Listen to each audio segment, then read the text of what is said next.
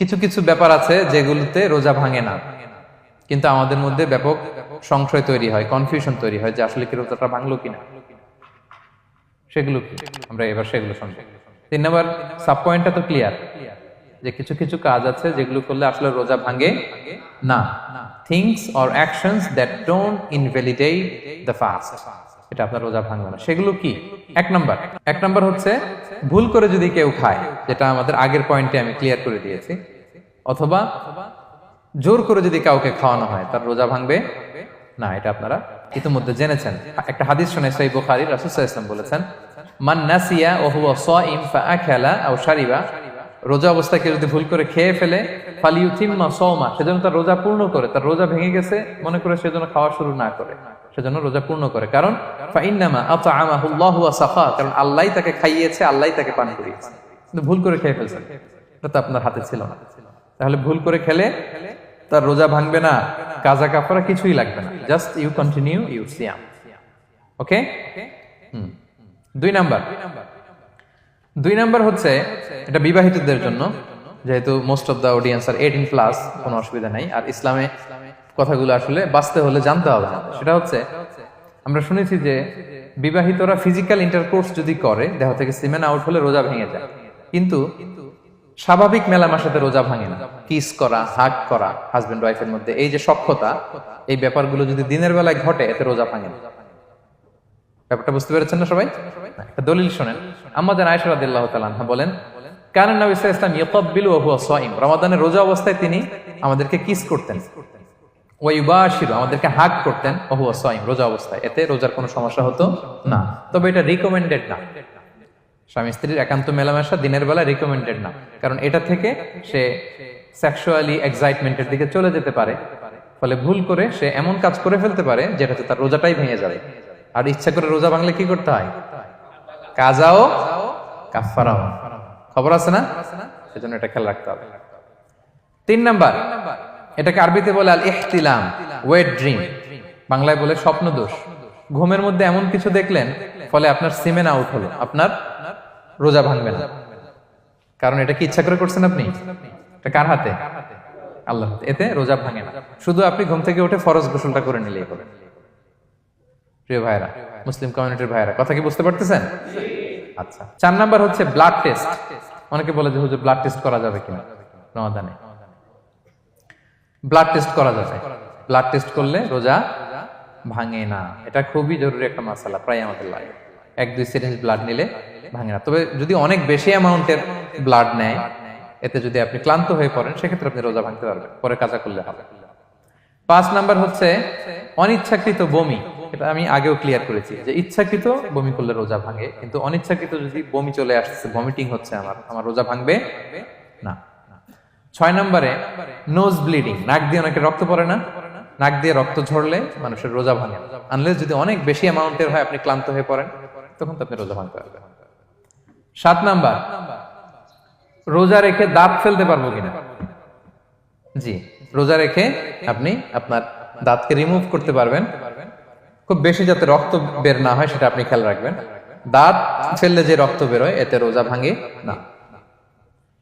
8 নম্বর পয়েন্টটা খুবই গুরুত্বপূর্ণ, এটা খেয়াল করে শুনতে হবে। কান দুইটা খরগোশের কানের মতো খাড়া করে শুনেন, খুব মনোযোগ দিয়ে। 8 নম্বরটা হচ্ছে ইনজেকশন।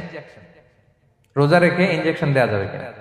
কিছু কিছু ইনজেকশন দেওয়া যাবে, কিছু কিছু দেওয়া যাবে না। কোনগুলো দেওয়া যাবে না?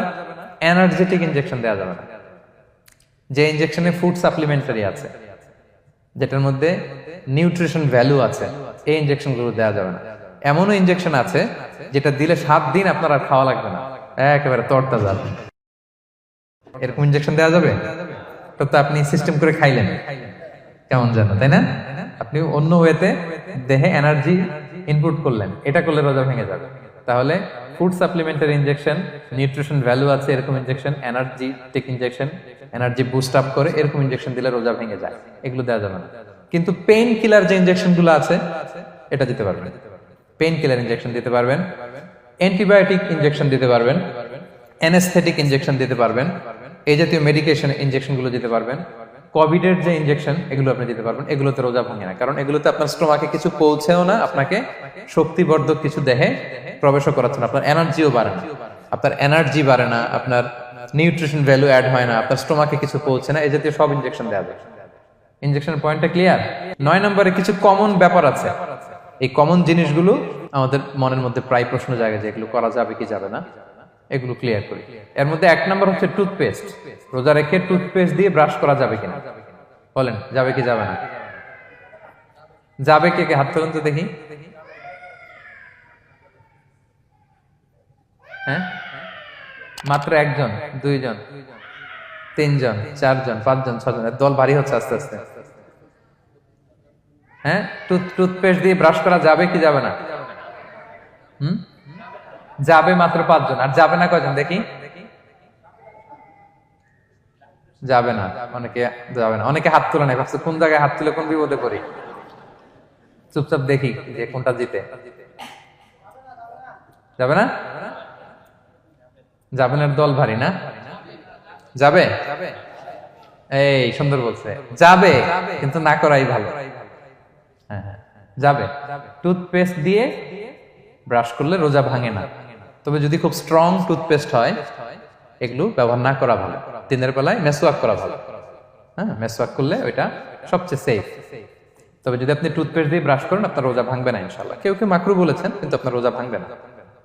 মাউথ ওয়াশ সেম, যাবে, কিন্তু রেকমেন্ডেড না। হ্যাঁ, গার্গল করতে গেলে আবার ভিতরে চলে যাবে। সিম্পলি কুলি করা যাবে, কিন্তু আপনার রোজা ভাঙবে না। কিন্তু দিনের বেলায় আমরা টুথপেস্ট, মাউথ ওয়াশ এগুলো ইউজ না করে কোনটা সাজেস্ট করি? কোনটা? মেসওয়াক করেন তো আপনারা? রাসূল সাল্লাল্লাহু আলাইহি ওয়াসাল্লাম বলেছেন, আমার উম্মতের জন্য যদি কষ্ট না হয়ে যেত আমি প্রত্যেক নামাজের আগে মেসওয়াক করা ফরজ করে দিয়ে যেতাম। কষ্ট হয়ে যাবে, পকেট নিয়ে নিয়ে মেসওয়াক ঘুরতে হবে। এবং রাসূল সাল্লাল্লাহু আলাইহি ওয়াসাল্লাম মৃত্যুর আগে ওনার হাতে যে জিনিসটা রেখে উনি শেষ নিঃশ্বাস ত্যাগ করেছেন সেটা হচ্ছে মেসওয়াক। উনি অত্যন্ত অসুস্থ, প্রচন্ড জ্বরে কাতরাচ্ছেন।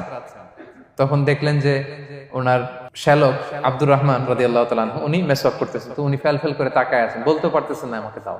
আম্মা জান আয়েশা বুঝতে পারলেন যে রাসূল মনে হয় চাচ্ছেন, তো উনি এটা নিয়ে এসে নিজে চাবালেন। রাসূল সাল্লাল্লাহু আলাইহি ওয়াসাল্লাম চাবায় যে নরম করবেন এই শক্তিটাও গায়ে নাই। আম্মা জান নিজে চাবিয়ে রাসূল সাল্লাল্লাহু আলাইহি ওয়াসাল্লামের হাতে দিলেন, রাসূল সাল্লাল্লাহু আলাইহি ওয়াসাল্লাম মেসওয়াক করলেন। এই মেসওয়াক করার কিছুক্ষণ পরে তিনি ইন্তেকাল করলেন। আরবাউন মিন সুনানিল মুরসালিন, 4টা সুন্নাত, এটা সব নবীদের মধ্যে ছিল। এর মধ্যে একটা হচ্ছে আসওয়াক, মেসওয়াক। মেসওয়াক করবেন তো আপনারা? আচ্ছা। এরপর রোজা রেখে আতর দেয়া যাবে, কোনো সমস্যা নাই। পারফিউম দেয়া যাবে, সমস্যা নেই। আই ড্রপ দেয়া যাবে, চোখে ড্রপ দেয়া যাবে, আইলাইনার দেয়া যাবে, কাজল দেয়া যাবে, এগুলোতে রোজা ভাঙে না। এরপরে ডায়াবেটিক পেশেন্ট যারা আছে তারা ইনসুলিন দিতে পারবেন, এত রোজা ভাঙে না। এটা আমাদের লাগে না, আমাদের অনেক মুরব্বীদের দিতে হয়, আমাদের আব্বা আম্মাদের। তো এটা আপনারা জেনে গেলেন, ইনসুলিন দিলে রোজা ভাঙে না। এরপরে 10 নম্বর খুব মজার একটা পয়েন্ট, খাবারের যদি লবণ চেক করা হয় এতে রোজা ভাঙে না। তবে ঘরে আপনারা এটা ট্রাই করবেন না, এটা রেকমেন্ডেড না। এটা কখন রেকমেন্ডেড? এটা বড় শেফদের জন্য। লেটস সে রমাদানে 1000 লোকের বিরিয়ানি করা হবে, আল্লাহর বান্দারা রোজাদাররা খাবে, এটা লবণ বেশি হলে খাইতে পারবে? পারবে না। এজন্য যিনি শেফ, প্রধান বাবুর্চি, উনি লবণটা ট্রাই করতে পারবেন, করেই সাথে সাথে কুলি করে ফেলবেন, ভিতরে তো কিছু গেল না, এতে রোজা ভাঙে না। তাই বলে প্রতিদিন ঘরের রান্নাতে আবার এটা করতে যায় না। ঘরে 2 জন, আপনি আপনার হাজবেন্ড ওয়াইফ টোনাটুনি একটা হইলেই হইলো, কি বলেন? লবণ বেশি হবে কম হবে, কিন্তু বড় প্রোগ্রাম, অনেক রোজাদাররা একসাথে ইফতারি করবে, এটা তো লবণাক্ত হইলে খাওয়া যাবে না। তো সেক্ষেত্রে শেফ যদি জাস্ট জিব্বা দিয়ে লবণটা একটু ট্রাই করে নেয় যে অ্যাড করতে হবে না, ঠিক আছে, সাথে সাথে কুলি করে ফেলে, রোজা ভাঙবে না। দলিল কি? দলিল হচ্ছে কাঁচা ডালের মেসওয়াক। রাসূল সাল্লাল্লাহু আলাইহি ওয়াসাল্লাম কাঁচা ডালের জাইতুনের মেসওয়াক দিয়ে তিনি সেওয়াক দিয়ে মেসওয়াক করতেন। তো কাঁচা জাইতুনের আপনারা মেসওয়াক করছেন, এটা কিন্তু অনেক লবণাক্ত, সল্টি, এটার মধ্যে একটা ঝাঁঝালো ভাব আছে। তো এটা আপনার জিহ্বায় লাগলে কি রোজা ভেঙে যায়? ভাঙে না।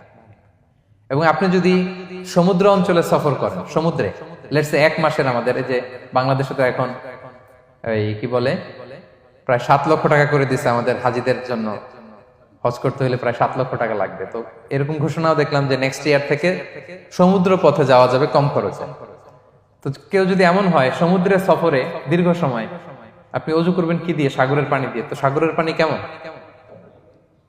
সাগরের পানি দিয়ে আপনার কুলি করতে হবে না? মাছ মজা করবেন না? তা আপনার কি রমজানে যদি কুলি করেন আপনার রোজা ভেঙে যাবে? না, ভাঙবে না। তো তো এ থেকে স্কলাররা দলিল নিয়েছেন যে এরকম জরুরি প্রয়োজন হলে আপনি খাবারের স্বাদটা লবণটা দেখতে পারবেন, সাথে সাথে কুলি করে ফেলবেন, এতে আপনার রোজা ভাঙবে না ইনশাআল্লাহ বিইذনিল্লাহ। অনেকে প্রশ্ন করে এনজিওগ্রাম করা যাবে কিনা। এনজিওগ্রাম এগুলো করা যায়, এই যে হার্টের পেশেন্টদের জন্য এখান থেকে একটা এই ক্যাথেটার ঢুকায়, যদি এটার মধ্যে ওষুধ লাগানো থাকে তো এটা হার্টের দিকে যায়, এটা স্টোমাকে যায় না, এগুলো করা যাবে। তাহলে এই বিষয়গুলো অলমোস্ট মুত্তাফাক আলাই, মানে সর্বসম্মতিক্রমে এতে আপনার রোজা ভাঙবে না ইনশাআল্লাহ বিইذনিল্লাহ। এই পয়েন্টটা ক্লিয়ার না? ক্লিয়ার। এবার কিছু ডিসপিউটেড মাসআলা আছে, মানে যেগুলোর ব্যাপারে ইখতিলাফ আছে, কোন কোন স্কলারদের মধ্যে ভাঙবে ভাঙবে না, এটা আমি একটু ক্লিয়ার করি। এর মধ্যে এক নম্বর হচ্ছে ইনহেলার। অ্যাজমার পেশেন্ট যারা আছে, অ্যাজমা অনেকের দেয়া লাগে না ইনহেলার। ইনহেলার যদি পাফার ইনহেলার হয়, পাফার ইনহেলার যেটা দিয়ে শুধু বাতাস যায়, অক্সিজেন যায়, এটা রোজা ভাঙে না। এটা কি করে না? রোজা ভাঙে না। পাফার ইনহেলার যেটা দিয়ে অক্সিজেন পাস করে, রোজা ভাঙবে না। কিন্তু যদি ভ্যাপোরাইজেশন হয়, অথবা একটা আছে DPI, dry powder inhaler, punch করলে একটা পাউডার সহ ভিতরে যায়, অ্যাজমাটা কমায় দেয়, ওই পাউডার দিয়ে করলে কিন্তু রোজা ভেঙে যাবে। ভ্যাপোরাইজেশন হলে বা ডিপিআই ইনহেলার হলে আপনার রোজা ভেঙে যাবে। ইনহেলার ক্লিয়ার তো সবার কাছে? আচ্ছা, এরপরে যাই সামনে। সাপোসিটরি বুঝেন তো না? ডুশ বলে, প্রচন্ড জ্বর কমে না, তখন ডাক্তার বলে যে পাই পথে অ্যানাল পিল বলে এগুলাকে, পাই পথে এটাকে ইনপুট দিতে হয়। এই সাপোসিটরি এটা একটা ডিসপিউটেড মাসালা। হানাফি স্কুল অফ থটে রোজা ভেঙে যায়। আমরা যেহেতু বেশিরভাগ হানাফি স্কুল ফলো করি, হানাফি মাযহাব, তো আমরা এটাই সাজেস্ট করি সাপোসিটরি না দেওয়া। তবে অন্যান্য স্কলারদের মতে রোজা ভাঙবে না, বিশেষ করে ইবনে তাইমিয়া আলাইহি রাহমার মতে রোজা ভাঙবে না। এখানে প্রসঙ্গ যেটা হচ্ছে, সাপোসিটরি সাধারণত দিতে হয় ইমার্জেন্সি পিরিয়ডে। কি বলেন? জ্বর আর কমে না, কঠিন অবস্থা, তো ওই অবস্থায় তো রোজা এমনি ভাঙা যায়। প্রচন্ড অসুস্থ হলে ভাঙা যায় না রোজা? ভাঙা যায়। তো আপনি রোজা ভাঙবেন, পরে কাজা করে ফেলবেন, সাপোসিটরি দিবেন, অসুবিধা নেই। আচ্ছা, এয়ার ড্রপ, কানের যে ড্রপ আছে, এটার মডার্ন স্কলারদের মতে, যে ফিক একাডেমি গুলো আছে, এদের মতে রোজা ভাঙবে না, কিন্তু হানাফি স্কলারদের মতে রোজা ভেঙে যাবে। তো আমরা সাজেস্ট করি এটা আপনি না দেন, আগে পরে দেন। 3 নাম্বার, হার্টের পেশেন্টদের একটা ওষুধ দিতে হয়, এটাকে নাইট্রোগ্লিসারিন ট্যাবলেট বলে, জিহ্বার নিচে দেয়, দেওয়ার সাথে সাথে বডি এটা অ্যাবজর্ব করে ফেলে, ওষুধটা থাকে না জিহ্বার নিচে। জিহ্বার নিচে এটাকে প্লেস করলে সাথে সাথে এটা বডি অ্যাবজর্ব করে, এখানে আবার পাম্প শুরু হয়ে যায়। তো হার্ট অ্যাটাক করলে এটা দেয়। আধুনিক যে ফিক একাডেমি গুলো আছে তাদের মতে রোজা ভাঙবে না, কিন্তু হানাফি স্কুল অফ থটে তাদের মতে যেহেতু সম্ভাবনা আছে কিছু চলে যেতে পারে, যদিও যায় না, হানাফি মাযহাব হচ্ছে খুব ইহতিয়াত অবলম্বন করে, অত্যন্ত বেশি সাবধানতা অবলম্বন করে। কিন্তু মডার্ন ফিক একাডেমি গুলো তাদের মতে হার্ট পেশেন্টদের জন্য নাইট্রোগ্লিসারিন ট্যাবলেট যদি জিহ্বার নিচে রাখেন রোজা ভাঙবে না। হিজামা, কাপিং, হিজামা চিনেন তো? হ্যাঁ, হিজামা করছেন কেউ এখানে? আপনি করছেন, আর কেউ? অনেকে করছে দেখি মাশাআল্লাহ। এটা এখন অনেক পপুলার হচ্ছে, রাসূল সাল্লাল্লাহু আলাইহি ওয়াসাল্লাম কিন্তু করতেন। এখন দেখবেন যে অনেক বড় বড় সেলিব্রিটিরা, অ্যাথলেটরাও করে।